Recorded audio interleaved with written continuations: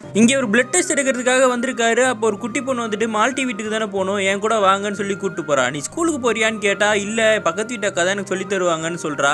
நீ இவ்வளோ நல்லா பேசுறியே, எதுக்கு அட்ரஸை மாற்றி கொடுத்தேன்னு கேட்டா, எங்கள் அட்ரஸ் சொன்னால் எங்கள் வீட்டுக்கு யாரும் வரமாட்டாங்கன்னு எங்கள் அம்மா சொல்லுவாங்க, அது மட்டும் இல்லாமல் இங்கே ரொம்ப இருட்டாக இருக்கும் அப்படின்னு சொல்லி ஒரு இடத்துக்கு கூப்பிட்டு போறா.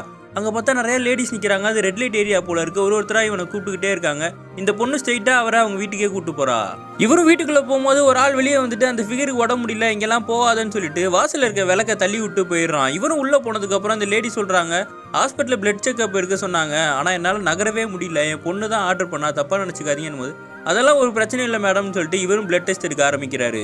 இவரும் அம்மாவுக்கும் பொண்ணுக்கும் ஆறுதல் சொல்லிக்கிட்டே பிளட் டெஸ்ட் எடுத்துடுறாரு.